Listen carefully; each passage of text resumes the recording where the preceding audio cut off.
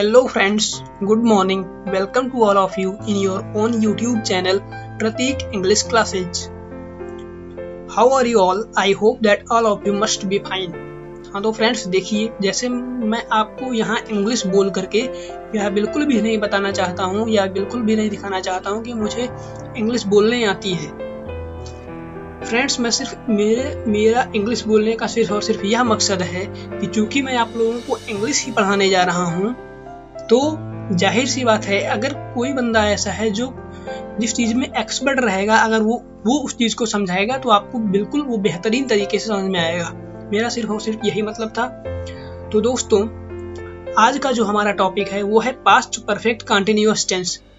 इससे पहले के सभी वीडियोज इस चैनल पे अपलोड हो चुके हैं, वो आप जब चाहें तब चैनल पे जा करके देख सकते हैं। और फ्रेंड्स मैं आपसे सिर्फ इतना कहना चाहूँगा कि अगर आपको सच में रियल में जेन्युइन तरीके से आपको अगर यह लगता है कि आपको इंग्लिश सीखनी चाहिए, आपको अंग्रेजी आनी चाहिए, आप अंग्रेजी में अच्छे मार्क्स भी ला सके, कोई कंपटीशन का एग्जाम है उसको भी क्लियर कर सकें, साथ ही साथ आप अंग्रेजी को बोलना भी सीख सकें, अगर ये सारा कुछ आप चाहते हैं दिल से, तभी आप इस वीडियो पर क्लिक कीजिए। वरना आप वीडियो पे आप क्लिक ही मत कीजिए, आप चले जाइए वीडियो को छोड़कर, ये वीडियो स्किप कर दीजिए। और अगर आपके अंदर सीखने का जज्बा है, जुनून है, तब आप इस वीडियो को देखिए और वीडियो को पूरी तरह से पूर्णतः इस वीडियो को आप देखिए। और इस बात की मैं गारंटी लेता हूँ फ्रेंड्स कि आप सबको सारी चीजें एकदम क्लियरली समझ में आएंगी। ये तो था मेरा काम। आप वीडियो को देख करके रेगुलर बेसिस पे वीडियो को देखिए, फॉलो कीजिए, जैसे मैं रूल्स बता रहा हूँ वैसा करते रहिए। इतना तो सिर्फ फ्रेंड्स मेरा काम है और आपका काम जो हम लोग समझ सकते हैं। बाकी आपको क्या करना रहेगा, अगर इंग्लिश बोलना सीखना है, किसी एक ऐसे जो आपका बहुत क्लोज हो या क्लोज फ्रेंड हो या आपका भाई हो, उसके सामने या आप खुद के अकेले में किसी आईने के सामने आपको जितनी भी इंग्लिश आती है, जैसी भी आती है, जो भी आता है, आप उसको बोलने की प्रैक्टिस में लाइए। उस चीज़ को कम से कम 4 से 5 मिनट या 5 से 10 मिनट रेगुलर बेसिस पे आप उसको प्रैक्टिस करते रहिए। और देखिए फ्रेंड्स, 10 से 15 दिन जब आप इस चीज़ों को मतलब इतना कुछ करेंगे, तो उसके बाद आपको खुद में ही ये चेंज फील होगा। आपका जो बोलने का या कन्वर्सेशन स्किल है, ये सारा कुछ आप में अपने आप को लगेगा कि मेरा ये डेवलप हो रहा है, कन्वर्सेशन स्किल डेवलप हो रहा है। आप कहीं ना कहीं इंग्लिश को बोलने के लिए पूरी तरह से तत्पर होंगे। ओके फ्रेंड्स, तो अब बिना आपका टाइम वेस्ट किए हम अपने टॉपिक को बढ़ते हैं। और उससे पहले मैं आपसे सिर्फ और सिर्फ इतना रिक्वेस्ट करना चाहता हूँ फ्रेंड्स कि आप सब इस चैनल पे नए हैं तो इस चैनल को अभी के अभी सब्सक्राइब कर लीजिए और चैनल और बेल आइकन को भी दबाना बिल्कुल न भूलें, ताकि चैनल पे आने वाले आगे के सभी वीडियोज आपके पास सबसे पहले पहुँच सके। तो अब हम अपने टॉपिक को देखते हैं। आज का हमारा टॉपिक है पास्ट परफेक्ट कंटिन्यूअस टेंस। तो friends, past perfect continuous tense आखिर में है क्या? ये पास्ट परफेक्ट कंटिन्यूअस टेंस जब आप किताब में पढ़ेंगे या जब कोई आपको बताएगा तो क्या होता है, सीधा डेफिनेशन उसका बताएंगे कि डेफिनेशन ऐसा होता है, फिर उसका एक्सप्लेन करेंगे। चीज़ें लेंदी भी हो जाती हैं और साथ ही साथ स्टूडेंट्स को वो चीज़ें बोरिंग लगने लगती हैं, कहीं ना कहीं उनको वो डेफिनेशन रटना पड़ता है। तो हमारा जो मेन मोटो है इस वीडियो में कि हम चीज़ों को रटेंगे नहीं, मैं आपको चीज़ों को रटवाऊंगा नहीं, मैं आपको चीज़ों को समझाऊंगा। जैसे मैथ्स में होता है ना कि किसी चीज़ को अगर किसी क्वेश्चन का आंसर कोई कितनी बार भी रट ले, प्रोसेस को कितना भी रट ले, लेकिन वो उस चीज़ में एक्सपर्ट नहीं हो सकता है तब तक जब तक कि वो उस फार्मूला को, उसके सारे स्टेप्स को अच्छे से समझे ना। तो इस तरह से मैं आपको इस वीडियो में सारी चीज़ें एग्जैक्टली समझाऊंगा। तो देखिए फ्रेंड्स, हमारा टॉपिक है पास्ट परफेक्ट कंटिन्यूअस टेंस। तो पास्ट परफेक्ट कंटिन्यूअस टेंस के बारे में जानने के लिए सबसे पहले हमें इन शब्दों की हिंदी मतलब को जानना होगा, इन शब्दों के हिंदी अर्थ को जानना होगा। अब देखिए फ्रेंड्स, पास्ट का मतलब सबको पता है, लगभग हर कोई जानता है। पास्ट का मतलब होता है ऐसा समय जो बीत गया है, यानी बीता समय। अब बात करते हैं परफेक्ट की। परफेक्ट का मतलब पूर्ण यानी कि पूरा। ओके फ्रेंड्स, अब बात करते हैं कंटिन्यूअस की। कंटिन्यूअस का मतलब होता है जारी होना, यानी कि जो चीज़ अभी भी चल रही हो या जो चीज़ जारी हो, वो नहीं मैटर नहीं करता है कि अभी हो या कभी हो, लेकिन वो काम जारी रहे। ओके फ्रेंड्स, अब बात आती है टेंस। टेंस का मतलब काल या समय होता है। फ्रेंड्स, टेंस का मतलब काल या समय होता है। तो अब हमको पास्ट परफेक्ट कंटिन्यूअस टेंस को समझना है। तो ये जो आपको मैंने इसके 4 शब्द बताए, इन चारों अंग्रेजी शब्दों के जो हिंदी अर्थ बताए, इसी से हम इसके परिभाषा को या इसको समझेंगे। तो इसका जो मतलब समझने का तरीका है वह यह है फ्रेंड्स कि हम इसको ऐसे जान लेते हैं कि पास्ट परफेक्ट कंटिन्यूअस टेंस क्या होता है। पास्ट परफेक्ट कंटिन्यूअस टेंस का मतलब सिर्फ और सिर्फ इतना होता है कि कोई ऐसा कार्य जो बीते हुए समय में पूरा हो चुका हो एवं वह काम जारी भी होता हुआ प्रतीत हो, तो ऐसे टेंस को पास्ट परफेक्ट कंटिन्यूअस टेंस कहेंगे। ओके फ्रेंड्स, तो आई होप कि आपको पास्ट परफेक्ट कंटिन्यूअस टेंस अच्छे से समझ में आ गया होगा। अब बारी आती है कि हम इसमें यह देखेंगे कि इंग्लिश जब इसका ट्रांसलेशन करेंगे हम, तो इसमें सबसे पहले हमको क्या चीज़ ध्यान देने वाली रहेंगी। तो देखिए फ्रेंड्स, सबसे पहले हम अपने सेंटेंस के हेल्पिंग वर्ब यानी कि जो हैड बीन लगता है इसमें, हैड बीन, उसको याद रखेंगे, क्योंकि हमको हैड बीन हमेशा लगाना रहेगा। वो कोई भी सब्जेक्ट हो, सिंगुलर सब्जेक्ट हो या प्लूरल सब्जेक्ट हो, डजेंट मैटर, लेकिन हमको हैड बीन का यूज करना ही करना रहेगा। अब बात की जाती है मेन वर्ब यानी मुख्य क्रिया की। तो इसमें जारी जहाँ पे आ गया, कंटिन्यूअस जहाँ कहीं भी आएगा वहाँ पे वर्ब की आईएनजी फॉर्म ही यूज होगी। तो आपको यहाँ पे भी वर्ब की आईएनजी फॉर्म यूज करना होगा, वर्ब का आईएनजी फॉर्म यूज करना होगा। ओके फ्रेंड्स, कि हम सबसे पहले इसकी पहचान को देख लें कि हम इसके हिंदी वाक्यों को पहचानेंगे कैसे। ओके फ्रेंड्स, तो इसके पहचानने का तरीका जो है वह यह है, आप लोगों को हिंदी वाक्यों के अंत में कुछ शब्द देखने को मिलेंगे। तो कहने का मतलब इन हिंदी वाक्यों के अंत में हमें रहा था, रही थी, रहे थे आदि शब्द देखने को मिलेंगे। अब आपके दिमाग में ये क्वेश्चन जरूर आ रहा होगा कि ये चीजें तो पास्ट कंटिन्यूअस में भी रहती हैं हिंदी वाक्यों के अंत में, तो हम कंफर्म कैसे करेंगे कि कौन सा पास्ट कंटिन्यूअस का है, कौन सा पास्ट परफेक्ट कंटिन्यूअस टेंस का है। तो फ्रेंड्स, सिर्फ और सिर्फ आपको इतना समझना है कि यहाँ जो हमारा पास्ट परफेक्ट कंटिन्यूअस टेंस रहेगा उसमें हमें एक समय दिया रहेगा, यानी कार्य के शुरू होने का समय जरूर दिया रहेगा कि वह काम कब से या कितनी देर से हो रहा है। ओके फ्रेंड्स, तो इसमें टाइम भी हमको दिया रहता है कि वह काम कब शुरू हुआ था और कब खत्म हुआ है और अभी भी जारी है। ये सारी चीजें तो रहेंगी ही according to past perfect continuous tense. Okay friends, तो अभी हमें सिर्फ और सिर्फ इतना देखना है। मैंने आपको पहचानने का तरीका भी बता दिया। अब बात आती है रूल्स, यानी कि हम ट्रांसलेट करते कैसे हैं, क्या क्या रूल फॉलो करते हैं, उसको चलिए देख लेते हैं। तो फ्रेंड्स, सबसे पहले हम अपने वाक्य का कर्ता लिखेंगे। जाहिर सी बात है, इंग्लिश में ट्रांसलेट करते समय सबसे पहले कर्ता लिखेंगे, तो कर्ता यानी कि सब्जेक्ट। ओके फ्रेंड्स, और जब उसके बाद हमारी बारी आएगी हेल्पिंग वर्ब लगाने की, क्योंकि हर टेंस में यही होता है, सबसे पहले हेल्पिंग वर्ब लगाते हैं। ये तो हेल्पिंग वर्ब क्या होता है, हैड बीन, तो उसको लिख लेंगे हैड बीन। ओके फ्रेंड्स, उसके बाद बात करते हैं हम कि हमको लगाना क्या है। अब जाहिर सी बात है, पहले हम सब्जेक्ट लगाएंगे, फिर हेल्पिंग वर्ब लगाएंगे, उसके बाद बारी आती है हर टेंस में मेन वर्ब की। तो यहाँ पे भी हम मेन वर्ब की आईएनजी फॉर्म को लगाएंगे, मेन वर्ब की आईएनजी फॉर्म को लगाएंगे। उसके बाद हम अपने ऑब्जेक्ट को लिख लेंगे। अब उसके बाद हमें यहाँ ध्यान देने वाली चीज रहेगी कि हमको यहाँ पे दो ऐसे वर्ड लिखने रहेंगे जिससे हम समय से चीजों को रिलेट कर सकें। तो वो दोनों वर्ड हैं सिंस या फॉर। ओके फ्रेंड्स, तो ये दो वर्ड हैं सिंस फॉर, जिनका यूज हमको इस टेंस में करना रहेगा। तो अभी बात आती है प्लस। वाक्य में जो भी समय दिया रहेगा, 1 घंटे से, 2 घंटे से, 3 बजे से, 4 साल से, तो वो टाइम हम लास्ट में एकदम जा करके लिखेंगे। इस तरह से ये हमारा रूल हो गया पास्ट परफेक्ट कंटिन्यूअस टेंस के अफर्मेटिव सेंटेंस का, यानी सकारात्मक वाक्य का। क्योंकि आपको देखने से यह पता चल रहा होगा, इसमें कहीं ना तो नॉट आया है ना कहीं क्वेश्चन मार्क आया है। इससे सीधा यह मतलब है कि यह जो टेंस है वो पास्ट परफेक्ट कंटिन्यूअस टेंस का सकारात्मक वाक्य है। ओके फ्रेंड्स, तो अभी हम देखते हैं, अगर मान लीजिए सेंटेंस नकारात्मक में हो तो वहां क्या करना रहेगा। तो वहां पे सिर्फ और सिर्फ हमें ध्यान देने वाली बात इतनी है कि जब हम उसको ट्रांसलेट करेंगे तो उसमें सब्जेक्ट पहले लिखेंगे, उसके बाद हैड लगाएंगे, फिर बीन तुरंत नहीं लिखेंगे, उसके बाद हम पहले नॉट को लगाएंगे, उसके बाद बीन लिखेंगे, बाकी सारा कुछ इसी रूल पे यानी कि अफर्मेटिव के रूल पे रहेगा। तो आई होप कि आपको नेगेटिव काफी समझ में आ गया होगा। मुझे नहीं लगता है कि मुझे उस चीज को लिखने की जरूरत है।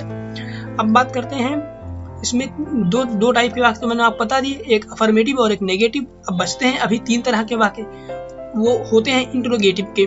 लेकिन इंट्रोगेटिव में एक होता है यस नो टाइप, कहने का मतलब जो यस नो टाइप होता है, यानी कि जो हिंदी का वाक्य रहेगा उसको जब हम पढ़ेंगे तो पढ़ने से हम उसका आंसर हाँ या ना में दे सकते हैं, इसीलिए इसको इंट्रोगेटिव यस नो टाइप कहा जाता है। ठीक, जैसे अगर एग्जाम्पल के लिए हम समझ लें, एक एग्जाम्पल मैं आपको हिंदी वाक्य का दे रहा हूँ। देखिए, जैसे कहते हैं कि क्या आज सुबह से बारिश हो रही है, ये एग्जाम्पल है, क्या आज सुबह से बारिश हो रही है। तो फ्रेंड्स, यहाँ पे क्या शब्द आया स्टार्टिंग में, और जाहिर सी बात है इससे ये प्रश्न अगर आप किसी से भी पूछेंगे तो या वो इसका हाँ या ना में जवाब दे सकता है। तो इसी तरह से यह हो गया interrogative yes no type sentence का वाक्य। ओके फ्रेंड्स, तो अब हम इस interrogative yes no type sentence के वाक्य का ट्रांसलेशन कैसे करेंगे।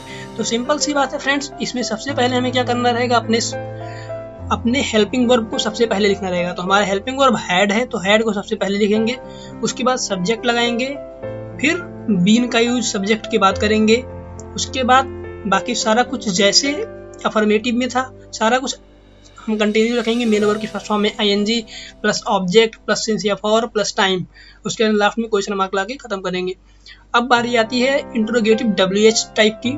डब्ल्यूएच टाइप इसको क्यों कहा जाता है, क्योंकि यह प्रश्नवाचक शब्द इनके हिंदी वाक्यों में प्रश्नवाचक शब्द जरूर आते हैं। तो सबसे पहले हमारा काम रहता है कि इस तरह के सेंटेंसेज में हम सबसे पहले उस प्रश्नवाचक शब्द की अंग्रेजी को लिखते हैं, उसके बाद अपने हेल्पिंग वर्ब हैड को लिखेंगे, उसके बाद सब्जेक्ट को लगाएंगे, उसके बाद बीन जो वर्ड है उसको लगाएंगे, उसके बाद मुख्य क्रिया के पहले रूप में आईएनजी का प्रयोग करेंगे, फिर हम अपने वाक्य का कर्म यानी ऑब्जेक्ट लिखेंगे। और कर्म पता करने का तरीका मैंने आपको कई बार बताया है, हमें वाक्य में सिर्फ और सिर्फ क्या या किसे से प्रश्न करना होगा, किसे या किसको से प्रश्न करना होगा। ओके फ्रेंड्स, तो इससे हमें हमारा ऑब्जेक्ट मिल जाएगा। अब रही बात सिंस या फॉर, हमारे सामने जो समस्या आएगी ये सिंस या फॉर की आएगी कि हम सिंस या फॉर में से लगाएं कौन सा। तो देखिए दोस्तों, अगर हम लास्ट में टाइम को देखेंगे, अगर बात की जाए सुबह से, तो यहाँ पे हमको सिंस लगाना होगा, क्योंकि सुबह से जो टाइम है हमारा यह एक निश्चित टाइम है, कहीं ना कहीं दिखा रहा है कि सुबह से बारिश हो रही है, इसलिए हम सिंस का यूज करेंगे। अगर यही यह होता कि 2 दिन से या 4 साल से या 1 हफ्ते से, ऐसा अगर कुछ होता तो वो डेफिनिट टाइम तो है नहीं, वो इंडेफिनिट है, इसके लिए हमें वहाँ पे फॉर का यूज करना होता। तो आई होप कि सिंस और फॉर का भी आपको अंतर समझ में आ गया होगा। तो मैं आपको बता चुका हूँ इंट्रोगेटिव डब्ल्यूएच टाइप के रूल को भी। अब हमारा लास्ट जो 5वां टाइप होता है वो इंट्रोगेटिव नेगेटिव डब्ल्यूएच टाइप होता है। तो हमको इंट्रोगेटिव नेगेटिव डब्ल्यूएच टाइप को समझने के लिए जैसा कुछ मैंने आपको इंट्रोगेटिव डब्ल्यूएच टाइप के बारे में बताया है, उसी में हमको सिर्फ और सिर्फ नॉट का यूज करना रहेगा। बट कैसे करना रहेगा वो मैं आपको बता देता हूँ। देखिए फ्रेंड्स, सबसे पहले हम डब्ल्यूएच वर्ड को लिखेंगे, उसके बाद अपने हेल्पिंग वर्ब हैड को लगाएंगे, उसके बाद फिर हम अपने सब्जेक्ट को लिखेंगे, उसके बाद फिर हम नॉट को लगाएंगे, उसके बाद बीन को लगाएंगे, उसके बाद मेन वर्ब में आईएनजी का फॉर्म यूज करेंगे, फिर अपने सेंटेंस के हम ऑब्जेक्ट को लिखेंगे, उसके बाद सिंस या फॉर में से कोई एक यूज करेंगे, वो निश्चित और अनिश्चित समय के अनुसार, फिर हम जो समय हमें वाक्य में दिया रहेगा उसको लिख देंगे इस तरह से, और लास्ट में प्रश्नवाचक चिन्ह लगा देंगे। तो इस तरह से मैंने आपको इस यानी पास्ट परफेक्ट कंटिन्यूअस टेंस के 5 तरह के वाक्यों के रूल्स को समझा दिया है। आई होप कि आपको चीजें एकदम क्लियर हो गई होंगी, और इसके बाद भी अगर आपको रूल्स कहीं नहीं समझ में आते हैं या आपको रूल्स नहीं याद हो रहे हैं तो आप मुझे कमेंट सेक्शन में ज़रूर बताइए, मैं आपके इस समस्या का समाधान जरूर करूँगा। तो फ्रेंड्स, अब हम वीडियो में आगे बढ़ते हैं। हमने अभी तक क्या क्या देख लिया कि पास्ट परफेक्ट कंटिन्यूअस टेंस होता क्या है, मतलब पास्ट परफेक्ट कंटिन्यूअस टेंस के बारे में हमने पूरी जानकारी ले ली कि होता क्या है। फिर हमें यह पता चला कि इसमें हेल्पिंग वर्ब हैड बीन का यूज करते हैं और मेन वर्ब की आईएनजी फॉर्म का यूज करते हैं। ओके फ्रेंड्स, तो इतना हमने सीख लिया। फिर हमने देखा कि हम इसमें ट्रांसलेट अंग्रेजी में करते समय कौन कौन से रूल का फॉलो करेंगे, ये भी मैंने आपको बता दिया है। अब सिर्फ और सिर्फ बारी आती है कुछ एग्जाम्पल्स को देखने की और उन एग्जाम्पल्स के ट्रांसलेशन को देखने की। तो चलिए फ्रेंड्स, मैं आपको एग्जाम्पल दिखाता हूँ और बताता हूँ कि हम इन चीज़ों को ट्रांसलेट कैसे करेंगे। ओके फ्रेंड्स, तो हम एग्जाम्पल देख लेते हैं, एग्जाम्पल को देखते हैं। तो जैसे कि मैं पहला सेंटेंस आपके सामने अगर यह लिख रहा हूँ कि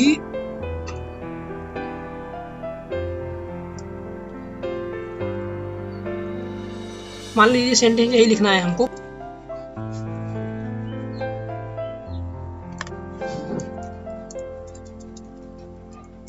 तो फ्रेंड्स हम अपने एग्जाम्पल को देखते हैं। जैसा कि आपको स्क्रीन पे दिख रहा होगा, हमारा एग्जाम्पल है जो कह रहा है कि नरेंद्र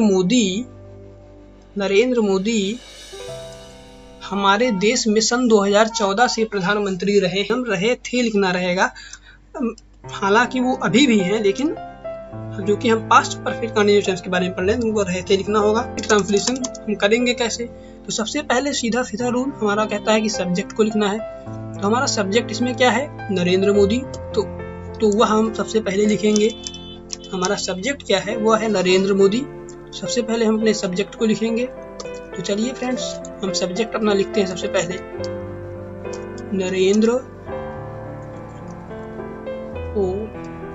नरेंद्र मोदी। ओके फ्रेंड्स, फिर बात की जा रही है हमारे देश में सन 2014 से प्रधानमंत्री रहे थे। हालांकि वह अभी भी हैं, लेकिन ये सिर्फ और सिर्फ एग्जाम्पल है, इसलिए आप समझ सकते हैं चीज़ों को। तो हमको इसका ट्रांसलेशन करना है। अब मैंने आपको बताया सबसे पहले सब्जेक्ट लिखना है, और यह सबको पता चल रहा है कि यह सकारात्मक वाक्य है, तो हम अपने हेल्पिंग वर्ब को लिखेंगे। और हमारे इस टेंस का हेल्पिंग वर्ब क्या है? Had been. ओके, अब बारी आती है मेन वर्ब में आईएनजी लगाने की।